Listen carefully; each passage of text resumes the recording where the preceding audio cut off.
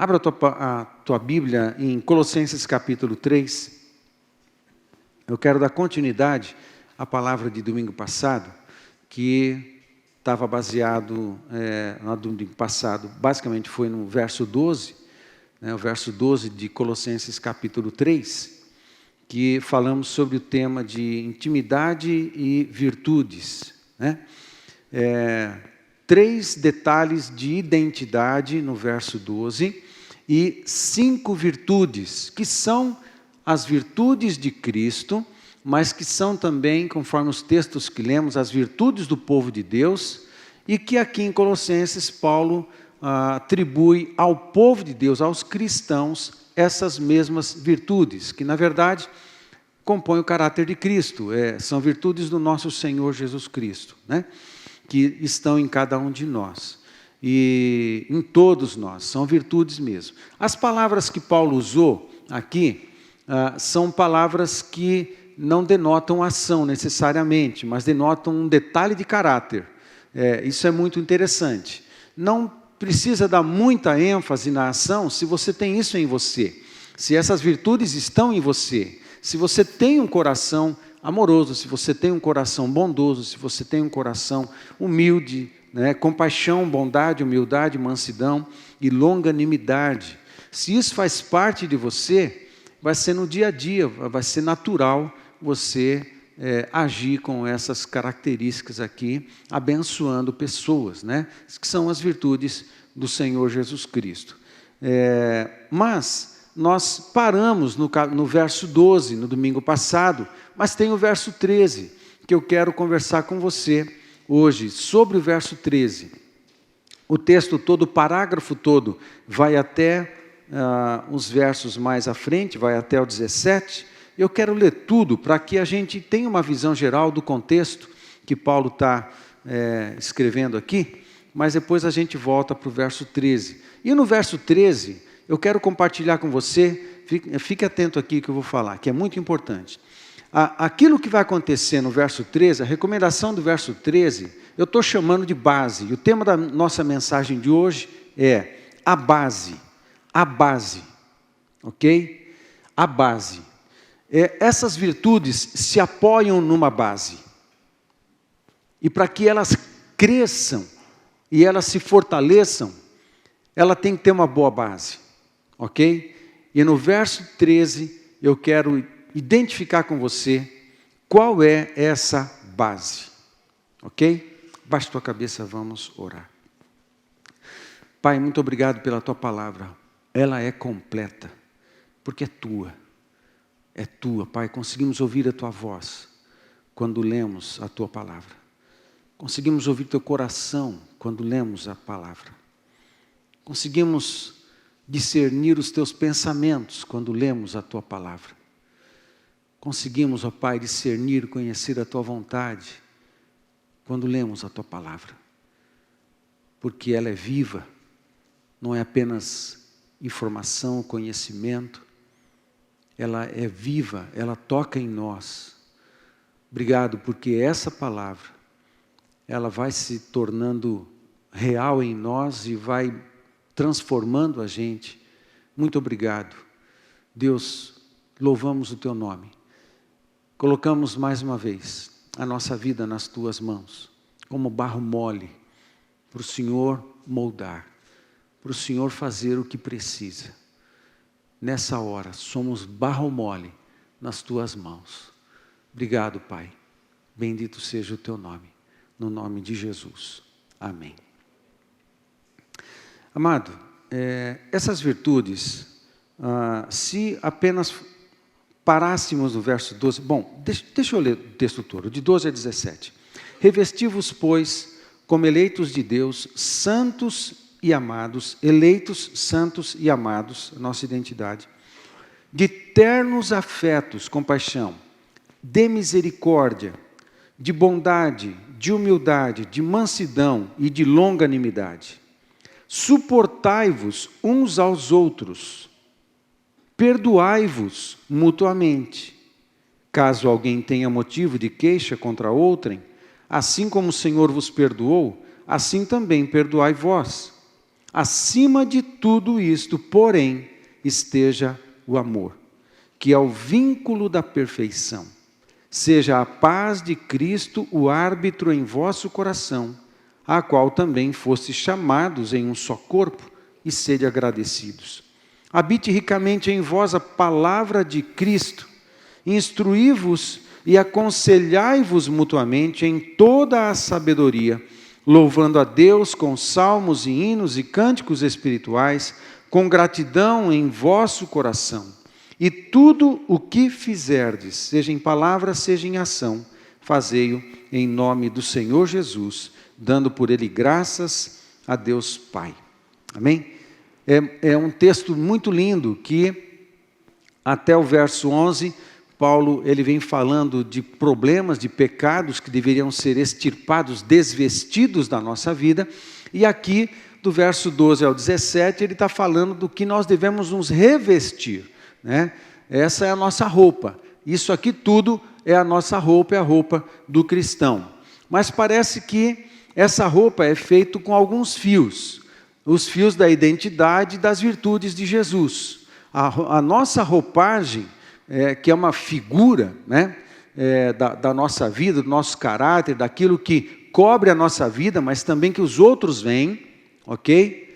Essa vestimenta espiritual, que é o caráter de Jesus, que são as virtudes de Jesus, que é Jesus, né? Essa roupa é construída por fios, estou usando a figura também, né, que dizem respeito ao caráter de Jesus, as próprias virtudes do nosso Senhor Jesus Cristo. Nós temos uma identidade, mas o material da nossa vestimenta também é feito de Cristo, é feito de Jesus Cristo. Muito bem, então nós nos vestimos dessas coisas. Agora, essas virtudes do verso 12, amados, elas são impossíveis de nós construirmos elas na nossa vida. Essas virtudes, elas não são construídas, elas não são forjadas por um trabalho do Espírito Santo. Naturalmente a gente não é essas coisas, mas quando a gente começa a andar com Jesus, a nossa relação com Jesus, a nossa intimidade com Jesus, vai provocando uma desconstrução e um enfraquecimento, uma mortificação do velho Paulo moral e a construção de um novo Paulo moral, mas a partir do modelo de Cristo, a partir da forma de Cristo, né? Então, isso é relacionamento, é uma vida inteira para isso acontecer. A gente não está pronto, eu não estou pronto, você não está pronto, né? Mas a gente está sendo construído, ao mesmo tempo desconstruído. O tempo inteiro está acontecendo isso. Estamos desconstruindo coisas na nossa vida e estamos construindo coisas na nossa vida. Deixa eu usar no tempo passivo, que parece que é o mais correto. O tempo todo, o Espírito Santo está revelando coisas em nós, defeitos relacionados ao velho Paulo moral, que precisam ser desvestidos da nossa vida. Ele me revela e eu correspondo com a ação do Espírito Santo para extirpar da minha vida tudo que está relacionado a pecado, tudo que está relacionado ao caráter do diabo. E o Espírito Santo, depois, diante disso, por causa do relacionamento que eu tenho com Ele, essa vivência que a gente tem com Deus, então o Espírito Santo, Ele vai forjando em mim a semelhança do Senhor Jesus Cristo, né? A gente lembra, por exemplo, de Salmo 115, verso 8, torne-se como eles aqueles que os fazem e nele confiam, torne-se como eles, é o fenômeno, né, é o milagre de que o adorador é tornado semelhante àquele a quem ele adora, por uma ação daquele que recebe adoração. Então há uma ação da parte de Deus em nós para nos aperfeiçoar, mas a gente tem que estar exposto à luz, a gente tem que estar exposto à presença, a gente tem que estar exposto no trono, diante do trono, a gente tem que estar exposto à glória, para que essa glória cubra a nossa vida e vá fazendo essa obra de desconstrução e construção em nós. Isso me lembra 2 Coríntios capítulo 3, verso 18, que fala que nós somos transformados à sua semelhança à medida que somos expostos à glória de Deus. Muito interessante. É a versão do Novo Testamento para a verdade de Salmo 115, verso 8. é muito lindo, explicada, né? Registrada pelo apóstolo Paulo. Isso é coisa linda, isso é vivência. A gente vai andando com Deus e isso vai acontecendo em nós. Aquilo que nós cantamos, não dá para querer só as bênçãos, a gente tem que passar pela cruz, a gente tem que morrer, é um exercício constante de morte. A gente, amados, a gente nasceu perdido, a gente nasceu negando a Deus. A Efésios capítulo 2 diz que o espírito da desobediência comandava a nossa vida. A gente não é muito flor que se cheire, sabe? A gente a gente precisa melhorar. A gente não vale nada, assim, sabe? A gente é uma porcaria. Na verdade, a gente é um monte de porcaria. O Tassi não gosta, né, quando a gente fala dessas coisas. Mas Jesus, aí que o amor de Deus, né? Aí que o amor de Deus aparece, né? Jesus vem e vem tratando a gente. Ele nos amou. A gente não valia nada, Ele nos amou. A gente era idólatra, Ele nos amou. A gente era rebelde, Ele nos amou. A gente tem dificuldade, a gente tinha, né, dificuldade para obedecer, agora a gente não tem mais, né? Quem dera fosse... só trapo de imundícia, né? Nossa justiça é tão boa, nossa justiça pessoal é tão boa quanto um trapo de imundícia e absorvente feminino usado. É isso que a palavra de Deus, trapo de imundícia, é exatamente isso. Então, é isso, a nossa justiça vale tanto quanto isso aí. E Ele nos amou mesmo assim. A dificuldade de obedecer, a tendência para a idolatria, a tendência para a rebelião, a tendência para negar a Deus, a tendência para não ser bom com as pessoas, aderir ao caráter do diabo. A gente é tudo isso e Deus nos amou. E Ele resolveu fazer alguma coisa para nos resgatar. O que é isso? Sabe? Então, essas virtudes de Jesus, amados, elas não são naturais, elas são sobrenaturais. Mas isso vem sendo feito em cada um de nós. Na andança e na caminhada com Jesus, isso vem acontecendo.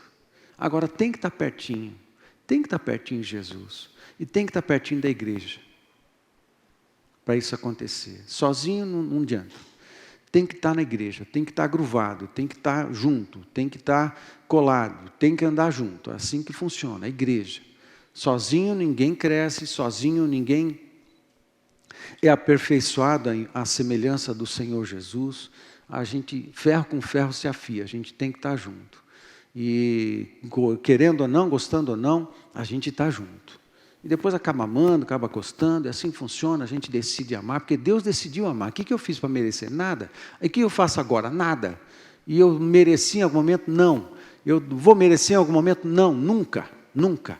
Mas é a decisão de amar, é a decisão de se entregar, é a decisão de se sacrificar, é a decisão de fazer alguma coisa, é a decisão de ir além, é a decisão de andar uma milha a mais, é a decisão de perdoar toda vez que o pedido de perdão chegar, é a decisão que Deus tomou de nos aceitar. Deus decidiu amar a gente, Deus decidiu.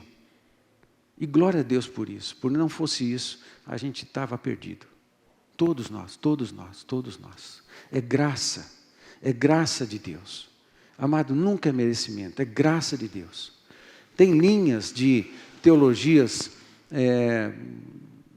alguns nomes modernos de algumas teologias modernas, que não são teologias, caindo para o lado do humanismo, por exemplo. Tem a teologia da prosperidade, que começou na metade do século passado, e de alguma forma criou alguma estrutura na década de 80, na década de 90, não é teologia, mas levou esse nome, né, que ela é toda temperada com humanismo, porque o homem está no centro. Hoje tem uma expressão que está sendo usada, a teologia do coach. A teologia do coach, o que é? Colocar o homem no centro. Tudo voltado para a alma, tudo voltado para o homem, tudo voltado para a sua satisfação, tudo voltado para aquilo que é bom para ele, todo voltado, todo um estilo de cristianismo, uma cultura de cristianismo que é voltado para o bem-estar da alma, para a satisfação da alma, as confrontações, aquilo que a gente ouve do apóstolo Paulo, que é a mensagem da cruz, né? O Evangelho é a mensagem da cruz é uma mensagem de morte, né? Então, hoje em dia parece que tem uma amenização, né, da mensagem, mas isso não funciona, gente, porque a nossa alma tende para o mal, a nossa alma é preguiçosa, a nossa alma tende para se afastar de Deus. Onde eu me encosto? Onde é que eu vou me encostar aí? Né? Para economizar energia, a gente é assim. E a gente precisa domar nossa alma, isso é que é a verdade. A gente precisa.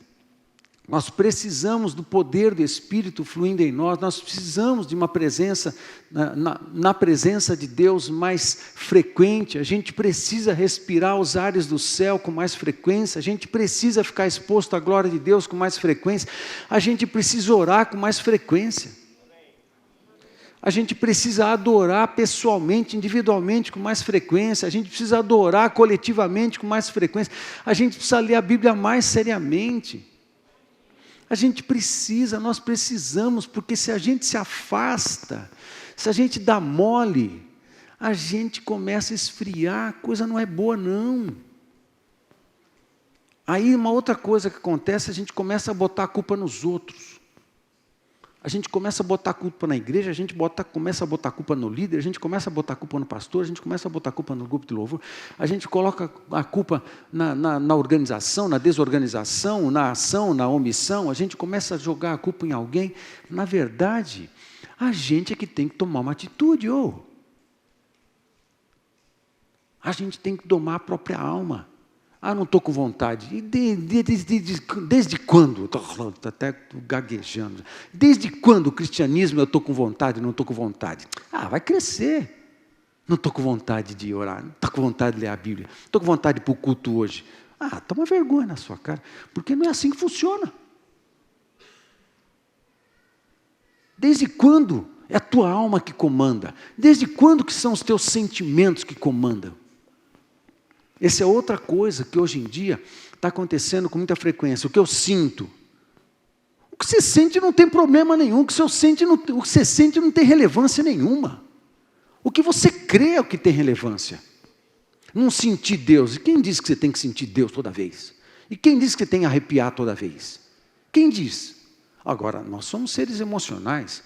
Eu quero babar emocionalmente perdido no chão. Eu quero tudo isso também. Mas espera lá, a gente corre o risco de se render à ditadura do sentimento. A ditadura do sentimento, a ditadura da alma. Isso é uma outra forma de se virar escravo da ditadura da alma, do humanismo. É o que eu sinto, o que eu acho, o que eu quero, o que eu tenho mais vontade. Não é assim que funciona a vida cristã, não é. A vida cristã, ela funciona por fé, o que você crê do Evangelho. Não é o que você decide crer, não, é o que você crê daquilo que está revelado na palavra de Deus. E outra coisa, é decisão, é postura firme diante daquilo que você crê, que lhe foi revelado pelo Evangelho. Você não escolhe o que você crê também. Você crê naquilo que Jesus falou. Você crê naquilo que a palavra de Deus falou. Você crê naquilo que está revelado. E você depois toma uma postura séria diante daquilo que lhe foi revelado pela palavra de Deus. E toma atitude em cima disso. Não tem eu sinto, não estou com vontade, não estou... Ei, não é assim que funciona. Por quê, amados? Porque a nossa alma tende para o mal. Agora, essas virtudes que a gente está falando aqui, elas precisam ser construídas. Qual é o tema da mensagem de hoje? A base. Elas precisam ser construídas. Nós podemos ajudar o Espírito Santo a permitir, com a ajuda dele, que o nosso coração tenha uma base apropriada para que essas virtudes sejam edificadas, sejam construídas. Nós já temos o Espírito Santo, mas é como se nós fôssemos um canteiro, é como se o nosso coração fosse um jardim, tão lindo, quase tão lindo quanto o jardim da Fran e do Marcelo, né? Quase, né? E nesse jardim a gente precisa deixar a terra apropriada, para que cresça esse conjunto de virtudes, essas flores, essas plantas frutíferas que dizem respeito ao caráter e às virtudes do nosso Senhor Jesus Cristo. E o verso 13, ele vai nos dar a base onde as virtudes são construídas e edificadas. Amados, obrigado. Dá uma salva de palmas para o Reginaldo.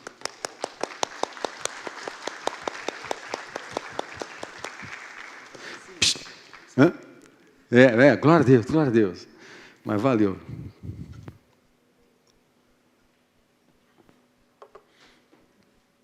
A questão, amados, é que às vezes na nossa vida cristã, mas eu já estou vivendo há tanto tempo e essas coisas não estão em mim ainda.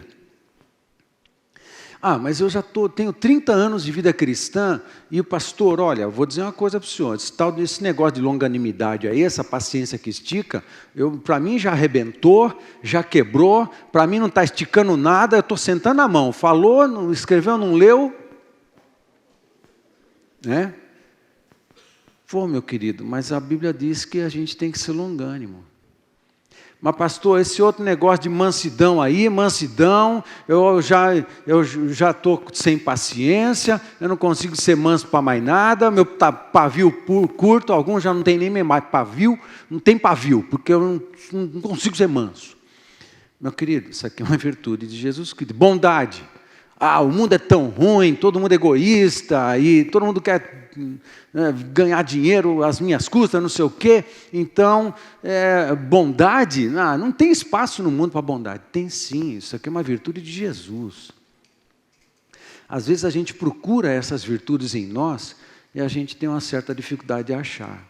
Onde é que elas estão sendo construídas? Elas têm que ser construídas numa base. E o verso 13 vai dizer para nós como é que a gente deixa a terra afofada, como é que a gente deixa a terra limpa, como é que a gente deixa a terra do nosso coração adequada, para que o Espírito Santo vá fazendo crescer essas virtudes, um jardim regado, como na figura de Salomão, um jardim regado, um jardim lindo, com flores lindas, colorido, com frutas lindas e deliciosas, que todo mundo que passa, olha, admira aquele jardim, porque é muita beleza, está crescendo. A tua vida é um jardim regado, a tua vida passa a ser um jardim frutífero. A tua vida, as pessoas olham e querem ficar perto de você, porque você cheira bem. Amém? Amém? Você cheira bem, você cheira a rosa de Saron, você cheira frutos do Espírito. O cheiro, eu amo o cheiro de fruta. Eu amo o cheiro de fruta. Antes de eu comer a fruta, eu cheiro. Amo mexerica, para ficar com aquele cheiro de mexerica pregnado na mão, que não sai de jeito nenhum. Eu amo o cheiro de mexerica na mão. Amo. Você fica perfumado com fruta. A mesma coisa, o fruto de Jesus, né? As pessoas olham para você, sentem o aroma da bondade, o aroma da misericórdia, o aroma da mansidão, porque é Jesus tem cheiro, ele tem perfume. O Salmo 45 fala que Jesus, ele todo é impregnado com as essências de aloé, mirra e acácia. Aloé, mirra e acácia é o perfume de Jesus. Em alguns momentos da minha vida, em momentos de adoração, de intimidade com o Senhor Jesus, eu já senti perfume de Jesus. Muito com uma predominância de mirra. Lindo. Estava numa adoração em Joinville. Estava em Joinville ministrando com uma equipe na igreja do pastor Leodoro, no acampamento do pastor Leodoro, uma quadrangular lá de Joinville. O acampamento cabia 4.000 pessoas, tinha 2.000 pessoas lá, uma adoração, presença de Deus. De repente, um ambiente enorme para 4.000 pessoas, saturou de um perfume de mirra, saturou inteiro, de um canto do salão até o outro, do outro, inteirinho, cheiro de mirra.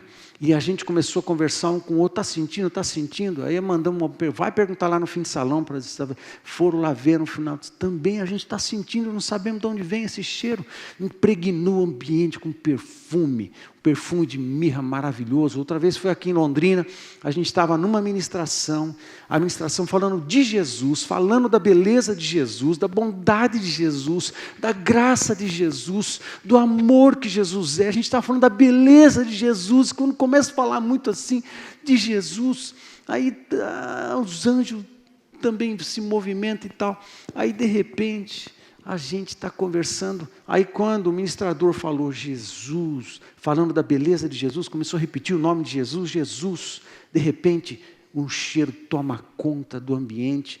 Aí era uma mistura, não era só de mirra, era uma mistura de mirra e acácia. Não sei se você conhece esses aromas. Mirra e acácia, encheu o ambiente, aquela coisa maravilhosa, um cheiro delicioso. A tua vida tem que cheirar esse cheiro, a tua vida, por causa das flores, por causa do caráter de Cristo, por causa das frutas, que o fruto do Espírito quer que os outros comam da tua vida, os frutos do Espírito. Isso é coisa linda, isso é coisa maravilhosa. Agora, isso não é natural. Como que você vai permitir que Deus construa isso na tua vida? O terreno tem que ser limpo, amado. Terreno sujo não dá. Deus não vai cultivar nada em terreno sujo. Tem que limpar terreno. Tem que limpar, Fran? Nasce coisa boa em terreno sujo? Não nasce. Não nasce. A sujeira abafa as árvores de Deus. Não dá. Tem que limpar. Daí, parece que o verso 13 está ligado com o 12, mas é numa sequência, não dá para você separar quem que vem primeiro, quem que vem depois, a gente não sabe direito, mas uma coisa eu sei, se não tiver o verso 13, o que está escrito no verso 12 não flui, não vai ser edificado. E no verso 13, tem esse texto aqui: suportai-vos uns aos outros, perdoai-vos mutuamente, caso alguém tenha motivo de queixa contra outrem, assim como o Senhor vos perdoou, assim também perdoai vós. Palavra-chave, perdoai. No verso 13, perdoai. Eu quero falar de 3 palavras aqui com você: suportar, perdoar e o assim como. Assim como que está no final, na última frase do verso 13. Assim como o Senhor vos perdoou, assim também. Ele se repete. Assim como e assim como. É uma palavra só em grego, a mesma palavra, né? Então, exatamente como o Senhor fez com você, você vai fazer com os outros. Essa é a ordem. Então eu quero falar dessas 3 palavras que vão ajudar a gente a limpar, a entender e a limpar o terreno do nosso coração. Primeiro, a palavra principal é perdoar, né? Mas antes eu quero falar do suportar. Suportai, né? Suportai-vos uns aos outros. A palavra suportar aqui, ela é levantar, anekomai, é interessante. Ela tem a ideia de levantar, manter-se ereto e firme, sustentar, carregar, suportar. Não é suportar no sentido irônico, né? Assim, eu te suporto, você não faz ideia, eu te suporto. Não é essa ideia do suportar os irmãos. A gente tem que, eu tenho uma ordem na Bíblia que eu tenho que te suportar, então eu te suporto, meu irmão. Não é isso. A ideia de suporte aqui não é nesse sentido. A ideia é de levantar, é de ser suporte, né? É de você entrar embaixo, em colocar o teu ombro debaixo e você levantar o camarada, aquele que está caído. Isso é suportar uns aos outros. E essa palavra anekomai, ela é formada por 2 outras, ana, que significa no meio. É muito interessante. Como é que você suporta as pessoas, né? A distância, você tem que colar, meu amigo. Você tem que chegar junto. Você tem que ir no meio. A palavra ana significa ir no meio da dificuldade, no meio da luta, no meio da situação daquela pessoa, e você vai no meio da circunstância e você levanta.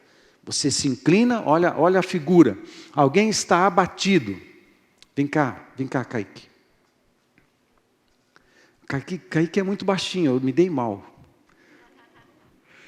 Isso, me ajuda aqui na pregação. Não, ainda não. Espera aí, nós não combinamos nada, o cara é esperto, ele já sabia o que ia rolar, né? Sou teu fã, cara.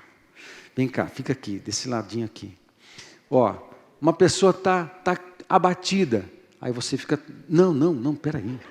Né? Você fica só curvado. Isso. 10. Não, e fica aí, curvado. Né? A pessoa está abatida. Aí, um ao outro, temos que nos suportar um ao outro. Mas, quando eu me aproximo de quem está abatido, né, a ideia da palavra não é... Se rasgar, eu comploto, tá? Né? Não vou rasgar, não. Fica de boa aí. Né? A ideia não é você chegar de cima assim, Kaique, o que você está fazendo aí embaixo? Está batido? Levanta, cara. Não é isso. Não é isso. Fica aí, do mesmo jeito. Isso, abatido. A ideia da palavra aqui é a seguinte: você se inclina também. E aí, beleza? Você se inclina também, você vai no nível dela, você se curva, você vai onde ela está. Isso é identificação. Não foi isso que Jesus fez na cruz? Estão me vendo aí? Beleza? Não foi isso que Jesus fez na cruz?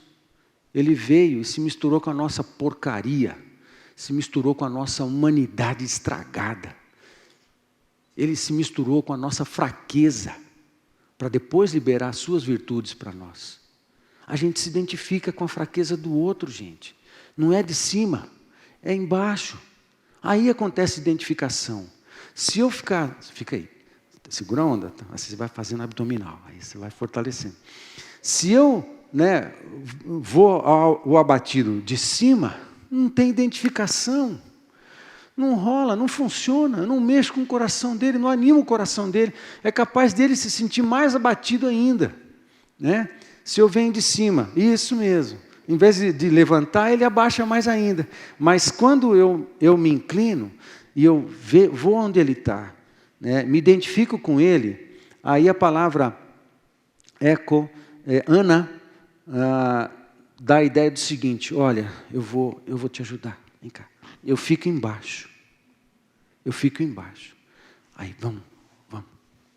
Levanta, cara, vamos seguir. Não, tudo bem. Né? Vamos seguir. E eu levanto você, para a gente seguir junto. Obrigado, Kaique. Depois eu te pago um cachê, depois pela ajuda, tá? Então, essa palavra de dar suporte. Nisso é um processo de, olha, a gente se inclina também. Isso é cruz. Amém? Isso é cruz. Isso é humildade. Mas eu vou me humilhar, eu vou ser humilde porque eu vou ficar como ele. Não é isso não. A gente não vale nada, nós precisamos um do outro. Tem ninguém melhor, não tem ninguém bom. A gente precisa se abençoar mutuamente. Por isso fala de suportarmos uns aos outros. E a gente entra embaixo e levanta as pessoas. Isso é suportar. Amém, queridos? Nós precisamos fazer isso um com o outro. Igreja é isso. Tem ninguém apontando o dedo como se fosse o rei da cocada preta, porque não tem rei da cocada preta aqui. O rei é só um, é Jesus. Amém? Isso é a palavra suportar. A gente tem que fazer isso. Aí tem a segunda palavra, que é perdoar. A palavra perdoar é muito linda. A palavra é carizomai. É a mesma raiz da palavra graça, caris. Perdoar é exercício de graça. Perdoar é compartilhar com os outros o que eu recebi de Deus. Eu ia para o inferno. E Jesus me salvou. Ele me ofereceu graça e eu aceitei. Eu ia para o inferno. Agora eu sou filho do rei. Eu ia para o inferno, merecia ir para o inferno. E ainda mereço. Mas eu aceitei a graça perdoadora, eu aceitei a misericórdia, eu aceitei o amor, eu aceitei Jesus. Ele próprio é a encarnação da graça. Eu aceitei a oferta de perdão, não sem arrependimento. Eu me arrependo dos meus pecados, eu me quebranto. Tenho a minha parte na história. É o que o Novo Testamento fala de economia da graça. Oikonomos charis, é uma expressão linda. É quando nós temos uma atitude diante da oferta da graça de Deus. Deus oferece o perdão, Ele oferece o amor, mas Ele não faz tudo. Eu é que tenho que responder, é a história do chamado. Todos são chamados, a questão não é quem é chamado, quem não é chamado, porque Deus chama todo mundo, a questão é quem responde. A questão é quem responde ao chamado. Aí Deus oferece graça, e eu aceitei a graça. É por causa dessa graça perdoadora que eu não tenho mais o inferno como meu destino final. Eu tenho o reino de Deus como meu destino final. Presente e futuro. Eu já estou no reino de Deus, o reino de Deus já está em mim. Eu já me misturei com o reino de Deus. Mas eu tenho a eternidade garantida no reino do Papai. Porque eu aceitei essa oferta de graça. Com relação às pessoas, o que a gente faz? O ato de perdoar é exercer graça. Tem a ver com mérito? No meu caso, tem a ver com merecimento? No teu caso, tem a ver com merecimento? Deus perdoou você porque você merece? Deus amou você porque você merece? Deus te fez filho do reino porque você merece? O que você fez para receber essas graças? Nada, só aceitou uma oferta gratuita do que Deus estava oferecendo. Amém? E para com os outros, a gente só vai perdoar quando eles merecerem? É uma medida aqui, mas é outra medida aqui? Amém, gente? Estão comigo? Estão comigo? Ou seja, eu só vou perdoar quando a pessoa se fizer digna? Foi assim que aconteceu comigo? Não. A palavra de Deus fala que idolatria é a mesma coisa que prostituição. Eu era adúltero, eu era prostituto, eu era idólatra, eu era rebelde, eu era desobediente e destinado ao inferno. Aí Jesus me perdoou. Eu não era adúltero, tá? Só estou usando uma referência geral. Ok, gente? Tudo bem? Mas eu tinha potencial. Vamos mudar. Ainda tenho em mim o potencial para ser um idólatra, o potencial para ser um adúltero, o potencial para ser um prostituto, um potencial para ser um mentiroso, um potencial para ser um ladrão, um potencial para ser um assassino. Porque eu geralmente tenho vontade de matar um ou outro. Principalmente quando eu ligo a televisão e vou atrás de informações, aí dá vontade, eu desligo. Eu tenho potencial para tudo isso, e esse potencial ainda continua dentro de você. Qual é a diferença? A diferença é que eu estou tirando do terreno do meu coração a sujeira. Eu estou tirando do terreno do meu coração a erva daninha. Eu estou tirando aquilo que o diabo plantou na minha natureza. Eu estou tirando, eu estou limpando.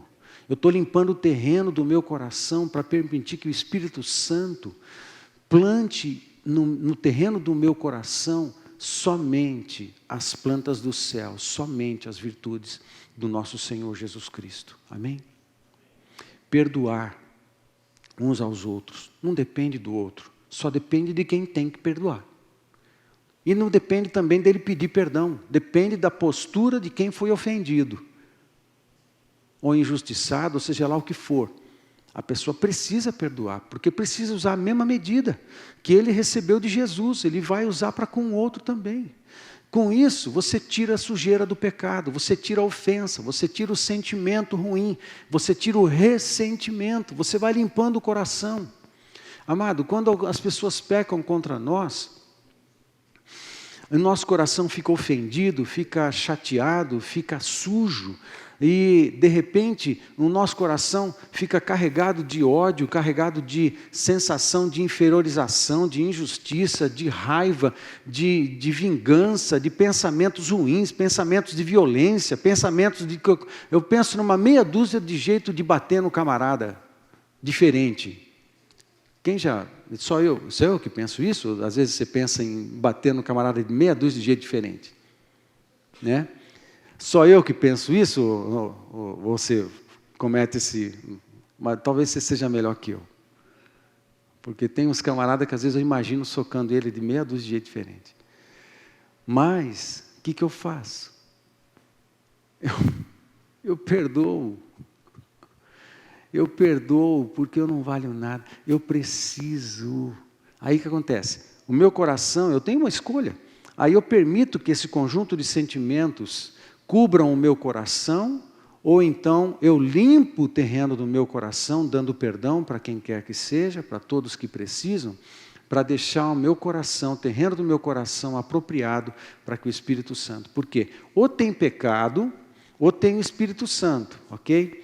Ou tem pecado, ou tem o Espírito Santo. Se eu permito que o meu coração seja um coração cheio de amargura, cheio de ressentimento, cheio de sensação de ofensa, cheio de sensação de injustiça, cheio de feridas, cheio de dores, por causa de coisas do passado, por causa de família, por causa de autoridades, por causa de líderes espirituais, por causa de quem quer que seja, por causa do tio, do amigo, de violência, e seja lá do que, de professores e tal, um conjunto de coisas que marcaram a nossa alma, e essas coisas estão lá. Se eu permitir que essas coisas permaneçam lá, o terreno do meu coração, não dá para, nessa área da minha vida, crescer um jardim bonito e vistoso, não dá. Eu tenho que tirar essa sujeira, tem que sair. Como é que você sai? Como é que tira essa sujeira? Pela liberação de perdão. Você dá perdão, porque ou está o Espírito Santo, ou está a ferida, ou está o pecado. Então, quando você dá perdão, que é um ato jurídico, não é sentimento, nós não falamos há pouco que a gente vive num tempo esquisito, que é tudo sentimento, sentimento, sentimento, sentimento, sentimento, que eu sinto, que eu não sinto, que eu sinto, eu não sinto. Às vezes eu já falei para uma cidadã, mas eu estou sentindo. Falou, toma um purgante que resolve tudo que você está sentindo. Pô, parece que a vida cristã é feita de revoluções sentimentais, viscerais. É o que a gente acredita, é o que a gente crê, daquilo que foi revelado no Evangelho. Então, não dá. Se tem pecado, você dá perdão. Quando você dá perdão, não tem a ver se a pessoa merece ou não merece. Não tem nada a ver com isso, tem a ver com uma obediência. Você dá perdão. Quando você dá perdão, a essa sujeirada sai. Quando sai, entra o Espírito Santo e ocupa esse lugar. Aí o Espírito Santo mexe a terra, o Espírito Santo trata, o Espírito Santo óleo, ele vai curando, ele vai resolvendo a parada, ele vai limpando e deixando tudo apropriado para que as virtudes de Cristo vão sendo edificadas na nossa vida. Amém? Perdão, pela liberação de perdão. Por isso o texto fala, perdoai. E logo está colado exatamente no verso 12, quando fala das virtudes. É à toa? Não, claro que não. Porque uma coisa está dependendo da outra. Se a gente tem um coração carregado de ofensas, de mágoas e feridas do passado, não dá para o Espírito Santo edificar nesse coração as virtudes do Senhor Jesus. Então, a base. A gente tem que preparar a base.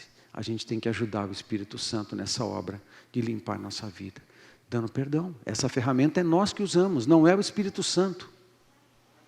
Amém, gente? Ele nos dá revelação, que é o que Ele está fazendo agora para mim e para você. Agora, quem vai usar essa ferramenta sou eu. Quem vai usar essa ferramenta é você.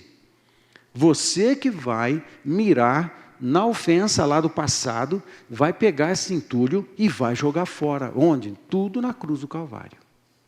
Tudo na cruz. Passa pela cruz de novo.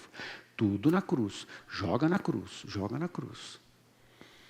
Quando você faz isso, aí o Espírito Santo vem, vai afofando a terra da nossa vida e vai edificar as virtudes do nosso Senhor Jesus. Amém? Aí, a outra expressão é assim como. Aí a oração é assim como. Lembra na oração do Pai Nosso? Como é a oração do Pai Nosso? Por que ele falou assim como? Assim como Cristo vos perdoou, perdoai vós também. É assim como. Mas o princípio do assim como, falei isso com um casal esses últimos dias. É a verdade do assim como. Lembra na oração do Pai Nosso? Pai Nosso que estás nos céus, santificado, quem sabe? Santificado seja o vosso nome. Venha a nós o teu reino e seja feita a tua vontade aqui na terra como no céu. Há um como. Há um como, não é esse como que eu quero enfatizar. Dá-nos o pão de cada dia. O pão de cada dia dá-nos hoje. E depois? Assim como. Exatamente. Aí na oração do Pai Nosso tem um assim como. Perdoai as dívidas assim como nós temos, me perdoai, né? Perdoai as minhas dívidas, assim como temos perdoado aqueles que nos ofendem. Assim como. Tem um assim como aí. O perdão vertical está ligado ao perdão horizontal. Queremos perdão vertical de Deus para com a gente, mas a gente resiste em liberar perdão horizontal. Mas na Bíblia não dá para você dissociar uma coisa da outra. O mesmo poder redentivo do perdão que flui do céu sobre nós, a gente precisa liberar horizontalmente. E quando a gente dá perdão para alguém, a gente libera poder redentivo. Poder redentivo para as pessoas, poder redentivo nos relacionamentos, poder redentivo no meu próprio coração, poder redentivo na pessoa que praticou a ofensa, poder redentivo, poder redentivo, poder redentivo no vertical e poder redentivo no horizontal, assim como. Aí esse assunto é tão importante que quando Jesus acaba a oração do Pai Nosso, ele emenda com 2 versículos, e os 2 versículos que seguem a oração do Pai Nosso porque se perdoardes aos homens as vossas ofensas, vosso Pai que estás nos céus perdoará as vossas. Mas, se não perdoardes aos homens as vossas ofensas, tampouco vosso Pai que estás nos céus perdoará as vossas. Esse texto é tão importante que eu preciso que você leia ele na sua Bíblia, para você não achar que eu estou falando o que não está escrito. Olha aí na tua Bíblia. Olha aí na tua Bíblia.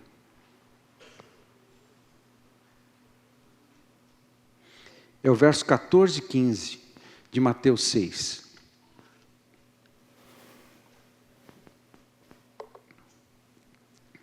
Na versão que eu estou usando aqui, revista atualizada, diz assim: porque se perdoardes aos homens as suas ofensas, também vosso Pai Celeste vos perdoará.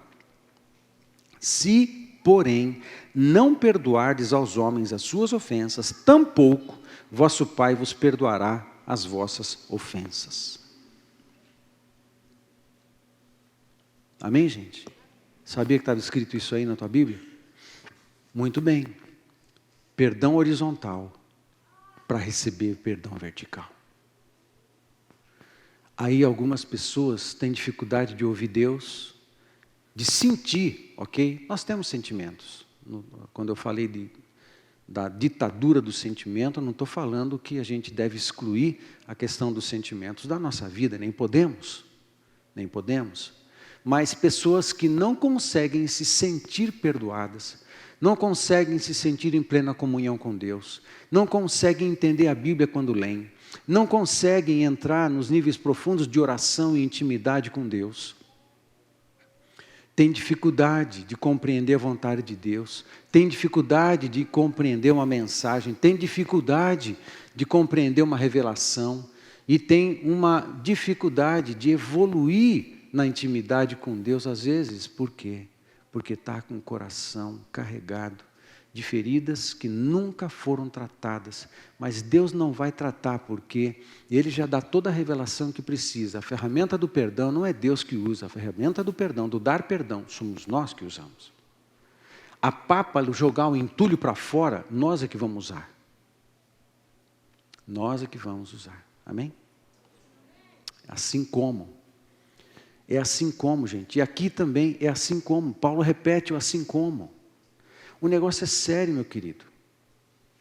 Agora, nosso coração precisa ser limpo para que essas virtudes sejam edificadas em nós.